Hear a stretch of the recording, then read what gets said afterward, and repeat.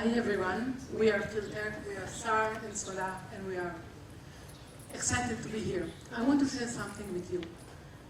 Retailer last year spent $150 billion only in North America just to increase traffic to the website. Yet 98% of the people won't buy anything.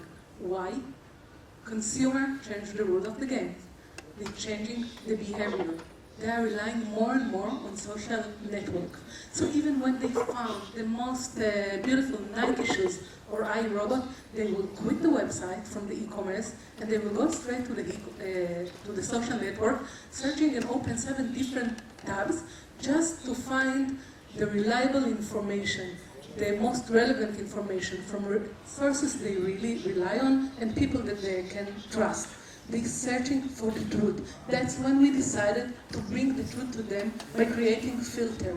We listen to the customer, and creating Feelter means that we bring in them one score next to the product in the e-commerce site that after we collect all the information, analyze the information, and in a glance, they can understand what is the rating for this product.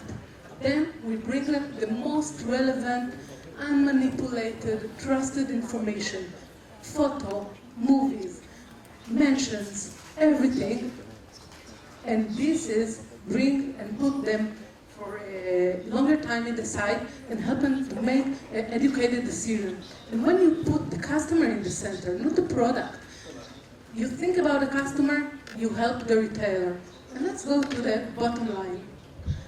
39.5%, 39.5%. We increased sales for our clients. They reported after extensive 8 months of A/B testing.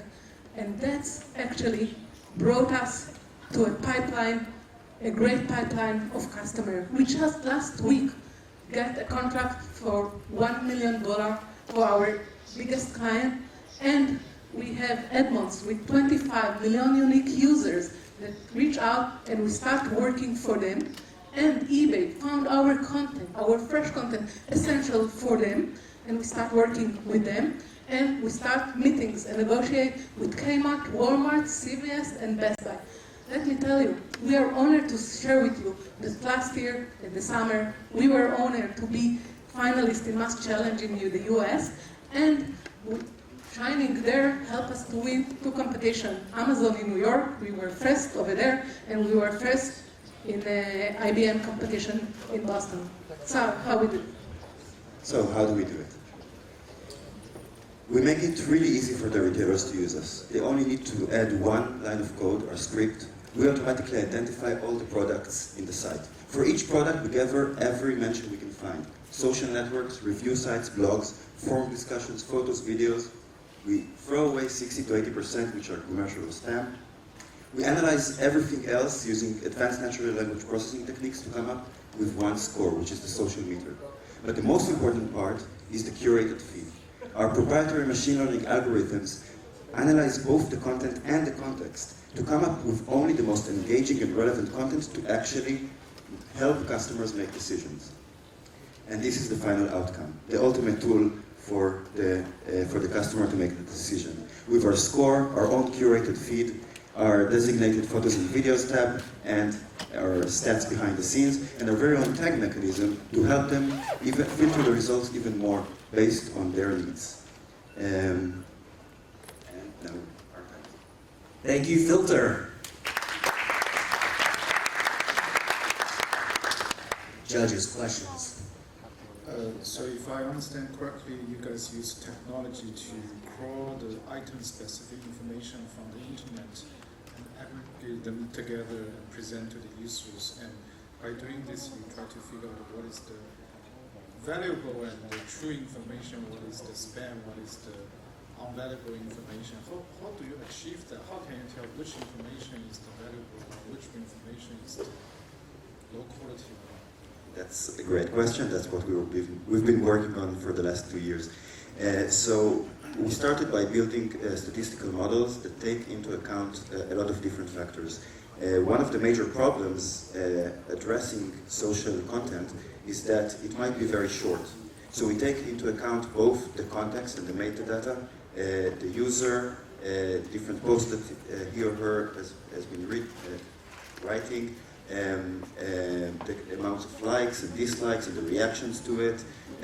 We analyze the vocabulary, we analyze the grammar. We take all this into account, and from this, we've built our own machine learning algorithm. So once we're live, and now with Edmunds, we're live with 25 million unique monthly visitors, we have a lot of data for the engagement.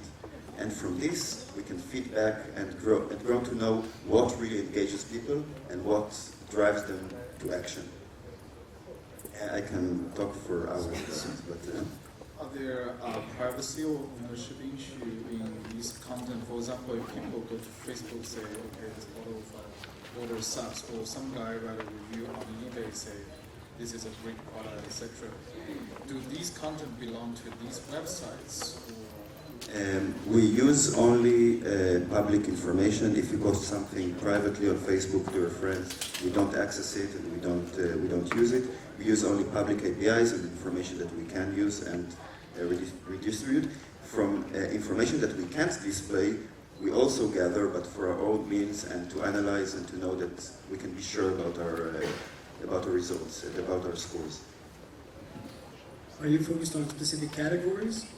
And how do you deal with the categories or products that have low social engagement, low profile?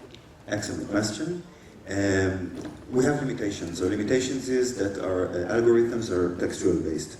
So we need a unique textual identifier for each product. This means that apparel and fashion is a vertical that we're not going into. Not right now, maybe not in the future, because a checked shirt with blue and black is something which can't identify. We focused on 7 different verticals, and we have very good results in them. Those are travel, vehicles, consumer electronics, health and beauty, that we have awesome results, home appliances, kids, and sports. And within these categories, we have about 90% coverage of the major products. We see good results. So a few questions that will come up. The first one is, so what's the major source of information? We have varied sources. What's the This is something that constantly changes because it depends on the verticals. More or less. Let's say in vehicles, that now we have the largest client, so I spent a lot of time investigating. Most of them are Facebook, Twitter, YouTube. There are a lot of very valuable... So Facebook and Twitter, the ratio would be around 1 to 50 on the number of relevant data. I know it from other companies. It's true, a lot of data. What do you do from the API change in April, where you're not going to be able to access public data anymore? Our advantage is that we use multiple sources. We have 80 different sources, which one of them, by the way, is WordPress. So every blog that's been written using WordPress, we automatically collect. So each change doesn't really affect us on the... Facebook closing is a big change. Our final goal is to achieve strategic partnerships with Facebook, because we think this is something that can also monetize their data very well. Okay, so that was one. The second question is, in general, retailers would not like it when products are ranked low, which is, I guess, why their lowest rank, I could see in your presentation, is 8.5, right? So what do you do when ranking actually come out low? Because retailers don't like that. I can tell you from being involved in a few. We thought of it at first as well. Up until now, no one has asked us to remove a score. What we do, we don't want to change our score. We want to be the stamp of evaluation. So what we can do, we can offer is we won't show our score in case it's too low, but we don't show another score. And I have to admit that talking to clients up until now, most of them understand very well that actually you're not selling one product, you're selling multiple products. And when you build this trust, you help sales, maybe not to this product, but to your other products as well. And our results show it very well. When you're stuck with inventory and something, you don't really care that much about building the trust. But one last question on that: how do you basically create personalization? So I'll give like the typical example. the MacBook Pro, with the best spec is a great computer, and that's for me a 9. But for somebody that can't afford the $2,500, that's actually low value for money for him, right? How do you treat the fact that different people have different requirements when you try to create the absolute truth? And at the end of the day, what I'm trying to get to is, are you basically a truth machine, meaning something that gets value to users, or are you an engagement machine, which means that for now, this is a new thing and therefore people are engaging with it, but later on, it'll just be, a standard that's everybody's having a score, it doesn't matter where it's coming from, nobody believes it in essence, because it's not personalized. First of all, the first question is a very good one. We're doing normalization of scores, but scores are coming from someone human. And as humans, we always have this problem. I've investigated a lot of ratings and how people give them, and it differs. The thing is, we're reflecting and giving people not only the score. The score is there to give them the first impression, but we choose for them mentions that will give them the full picture about the product. And we choose for the mentions, part of how we choose the combination of mentions is also the distribution of sentiment. We make sure that we show both the good and the bad and about different features. So the score is there only to first draw them in and then to give them much more tools.